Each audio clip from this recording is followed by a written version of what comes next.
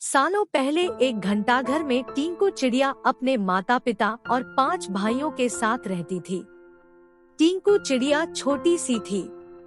उसके पंख मुलायम थे। उसकी माँ ने उसे घंटाघर की ताल पर चहकना सिखाया था। घंटाघर के पास ही एक घर था जिसमें पक्षियों से प्यार करने वाली एक महिला रहती थी। वह टिंकू चिड़िया और उसके परिवार के लिए रोज रोटी का टुकड़ा डालती थी।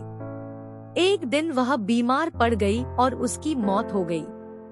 टिंकू चिड़िया और उसका पूरा परिवार उस औरत के खाने पर निर्भर था। अब उनके पास खाने के लिए कुछ नहीं था और न ही वो अपने लिए खान जुटाने के लिए कुछ करते हैं। एक दिन भूख से बेहाल होने पर टिंकू चिड़िया के पिता ने कीड़ों का शिकार करने का फैसला किया। काफी मेहनत करने के बाद उन्हें 3 कीड़े मिले जो परिवार के लिए काफी नहीं थे।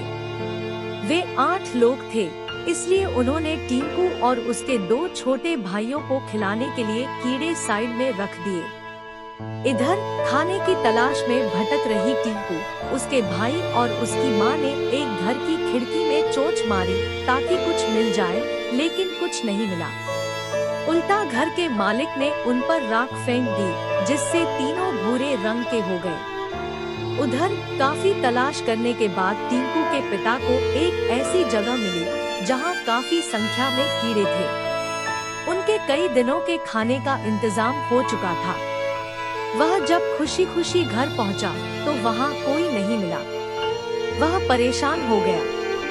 तभी टिंकू चिड़िया, उसका भाई और माँ वापस लौटे तो पिता उन्हें पहचान नहीं पाए और गुस्से में उन्होंने सबको भगा दिया।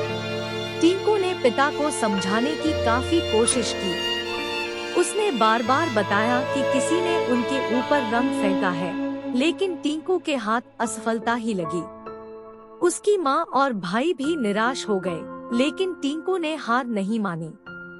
वह उन्हें लेकर तालाब के पास गई और नहलाकर सबकी राख हटा दी। तीनों अब अपने पुराने रूप में आ गए। अब टिंकू के पिता ने भी उन्हें पहचान लिया और माफी मांगी। अब सब मिलकर खुशी खुशी एक साथ रहने लगे। उनके पास खाने की भी कमी नहीं थी। कहानी से सीख, कभी भी किसी पर पूरी तरह निर्भर नहीं रहना चाहिए। इंसान को खुद मेहनत करके अपनी जरूरत की चीजों को जुटाना चाहिए।